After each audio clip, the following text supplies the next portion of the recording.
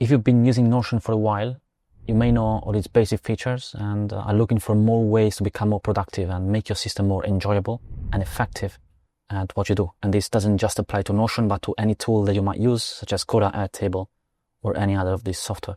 So in this video, I'm sharing some principles that I've found true in my experience over the past years, building my own systems, and also working with my clients that have become advanced users of these tools over time. And these are some patterns that I noticed and that you might find helpful. Number one, after a while adding complexity to your system, you may go back to simple checklists and bullet points and lists because you understand that following through and taking action on those things is the key, while elaborate planning, yes, it might be a requirement at the source, but it doesn't really move the needle. And if you spend too much time on it, then the system becomes counter-effective. It doesn't become effective at all. It just actually becomes a burden to maintain. Number two, keep one page always open and execute throughout the day based on the plan that you have on that page. You might call this a dashboard, but it might also be just a database view or a simple list. So this is the sort of roadmap that you follow during the day to execute on the things so that you plan your day and your week, you know what to do, and then you execute on them, just keeping these things as a reference point for you to not have to remember what you have to do every time, but actually writing things down and executing them with consistency. Number three, if you notice you repeat a process more than once, templatize it. This might take the form of documenting it in a document, in a wiki, if you're working with a team, although it might be also helpful for yourself as a reference point for the future.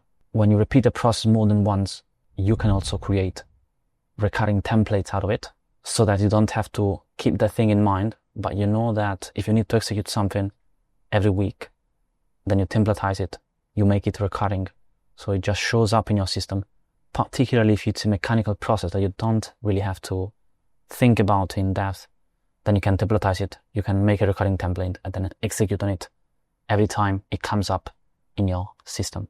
Number five, at some point you stop talking to others about your productivity system. You execute silently and only talk about it fast. And that's because intrinsic motivation is more powerful in the long term than extrinsic motivation.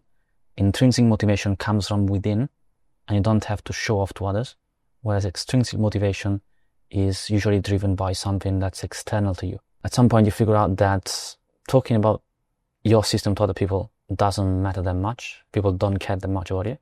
So you just execute, you enjoy the process of improving your system over time and using it. The system makes you more effective and it compounds over time in terms of productivity gains and effectiveness of achieving your outcomes. And then you can slowly progress and feel the sense of progress that you actually need to get some meaning from your life. Number six, try out other software because you can get ideas from them on what works for you, what doesn't work for you, and you can incorporate those ideas into your system. Particularly if you like building, then this can be a very powerful practice that you do sometimes because it's enjoyable to try out new software, see how things are laid out in terms of design, in terms of features. Then you can implement those things in your system. Particularly if you use Notion, Coda, Airtable, or any system that's very modular that you can craft around your needs, then this can be a helpful practice. Number seven, read books about productivity or philosophy because you can get practical ideas from them. There are some contemporary books such as A World Without Email, Time Management for Mortals, Slow Productivity. The ideas from those books are sometimes very practical and applicable, and so you can take them and implement them in your system to see if they work or if they do not work, because particularly knowledge work is in a state of flux. There are many ideas being shared. It's a relatively new field, so we don't know exactly how to organize work properly and how to measure productivity exactly in this field of work. So reading books and staying up to date on possible things that you can implement to make yourself more effective at what you do can be an enjoyable process because you get fresh ideas. You can also read classics to go back to the source of those ideas because oftentimes ideas are repeated over time, just in different contexts and based on the culture and the current state of the world.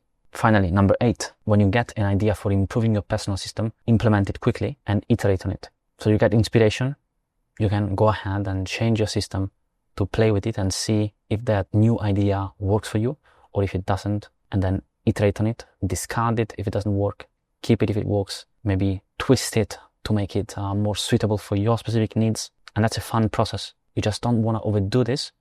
Otherwise, it becomes a burden that stops you from actually using the system because you're always tinkering with it. So inspiration, act on the inspiration, and then iterate on it later or instantly as needed. So these are the principles. Hope you find them helpful or insightful in some ways. Take care for now. See ya.